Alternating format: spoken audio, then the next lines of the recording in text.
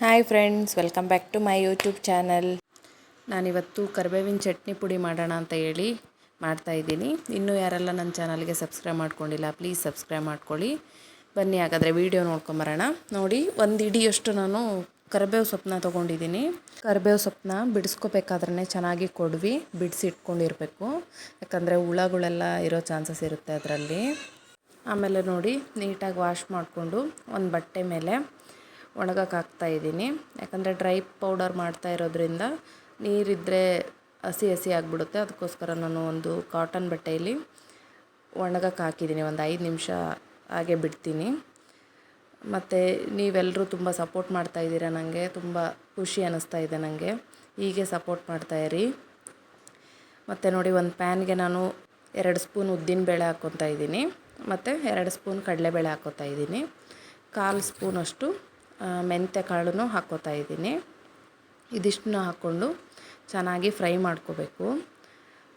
ಇದೆಲ್ಲ ಫ್ರೈ ಆದಮೇಲೆ ಒಣಮೆಣ್ಸಿಕಾಯಿನೂ ಹಾಕ್ಕೊತಾ ಇದ್ದೀನಿ. ಅಂದರೆ ಒಣಮೆಣ್ಸಿಕಾಯಿ ಅಂದರೆ ನಿಮಗೆ ಖಾರ ಎಷ್ಟು ಬೇಕೋ ನೋಡಿ ಹಾಕ್ಕೊಳ್ಳಿ. ಅದಾದಮೇಲೆ ಒಂದು ಇಡಿಯಷ್ಟು ನಾನು ಒಣ ಕೊಬ್ಬರಿನೂ ಹಾಕ್ಕೊಂಡು ಚೆನ್ನಾಗಿ ಫ್ರೈ ಮಾಡ್ಕೊತಾ ಇದ್ದೀನಿ.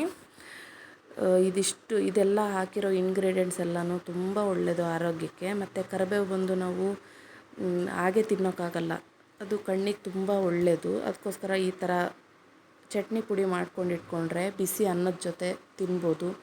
ಮತ್ತು ಮಕ್ಳಿಗೂ ಚಪಾತಿ ಜೊತೆ ಮೊಸರು ಹಾಕಿ ನಾವು ಹಾಕಿ ರೋಲ್ ಮಾಡಿ ಕೊಡ್ಬೋದು.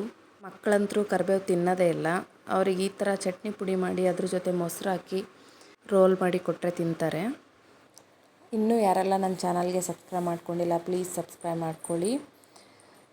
ಮತ್ತು ನೋಡಿ, ಇದನ್ನೆಲ್ಲನೂ ನಾನು ಒಂದು ಮಿಕ್ಸರ್ ಜಾರ್ಗೆ ಹಾಕ್ಕೊಂಡಿದ್ದೀನಿ. ಇವಾಗ ಸ್ವಲ್ಪ ಹುಣಸೆ ಹಣ್ಣು ಹಾಕ್ಕೊತಾ ಇದ್ದೀನಿ, ಸ್ವಲ್ಪ ಬೆಲ್ಲ ಹಾಕ್ಕೊತಾ ಇದ್ದೀನಿ. ಮತ್ತು ಫ್ರೈ ಮಾಡಿರೋ ಕರಿಬೇವು ಸೊಪ್ಪನ್ನು ಹಾಕ್ಕೊಂಡು ಎಷ್ಟು ಬೇಕಾಗುತ್ತೋ ಅಷ್ಟು ಉಪ್ಪು ಹಾಕ್ಕೊಂಡು ರುಬ್ಕೋಬೇಕಾಗುತ್ತೆ. ನೋಡಿ, ಈ ಕರಿಬೇವು ಚಟ್ನಿ ಬಂದುಬಿಟ್ಟು 1 ತಿಂಗಳವರೆಗೂ ನೀವು ಸ್ಟೋರ್ ಮಾಡಿ ಇಟ್ಕೊಂಡು ತಿನ್ಬೋದು.